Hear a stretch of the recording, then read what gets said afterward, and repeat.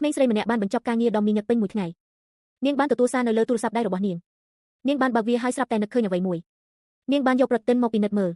ទើបតែពេលនោះទេដែលនាងដឹងថាវាជាថ្ងៃខួបកំណើតរបស់នាងបន្ទាប់មកនាងក៏ត្រឡប់ទៅផ្ទះវិញសម្រាប់នៅលើសាឡុង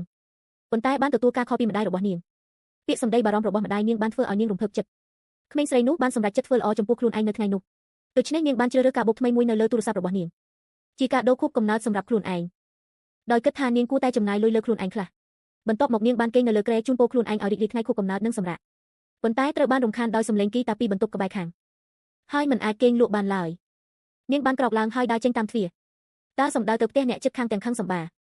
នាងបានគូសទ្វារយ៉ាងខ្លាំងនិងបន្តជិតកណ្ដឹងទ្វារនៅពេលទ្វារបើកក្មេងស្រីនោះបានសួរដេញដល់គាត់ភ្លាមប៉ុន្តែស្រឡាំងកាំងដោយសារតែសម្រស់ដ៏សង្ហារបស់គាត់មិនអាចនិយាយចេញមួយម៉ាត់ប្រឈមមុខនឹងស្នាមញញឹមរបស់ប្រុសកំឡោះបេះដូងរបស់នាងលោតញាប់ដោយមិនដឹងខ្លួនបន្ទាប់មកនាងនិយាយថាខ្ញុំជាអ្នកជិតខាងរបស់អ្នកគីតារបស់អ្នកធ្វើឲ្យខ្ញុំគេងមិនលក់ទេយប់នេះប្រុសកំឡោះនោះបានសុំទោសភ្លាមដោយនិយាយថាគាត់មានការងារក្រៅម៉ោងនៅពេលថ្ងៃហើយមានពេលហាត់តែនៅពេលយប់ប៉ុណ្ណោះគាត់នឹងប្រុងប្រយ័ត្នជាងនេះចាប់ពីពេលនេះទៅក្មេងស្រីនោះនិយាយថាមិនអីទេហើយបំរុងនឹងដើរចេញប៉ុន្តែប្រុសកំឡោះនោះបានខាត់នាងទុកបន្ទាប់មកប្រុសកំឡោះនោះបានយកនំខេកដែលធ្វើដោយខ្លួនឯងចេញមកជាកាដូសុំទោសហើយបានណែនាំខ្លួនគាត់យ៉ាងខ្លីក្មេងស្រីនោះមានអារម្មណ៍ច្របូកច្របល់បន្តិចក៏ទទួលយកនំខេកយ៉ាងលឿនហើយនិយាយថាអរគុណរួចក៏ចាក់ចេញទៅភ្លាមត្រឡប់មកដល់ផ្ទះវិញក្មេងស្រីនោះបានដាក់នំខេកចុះប៉ុន្តែគិតថានាងមិនគួរខ្ជះខ្ជាយអាហារនោះទេដូច្នេះនាងក៏បានយកនំខេកនោះមកញ៉ាំ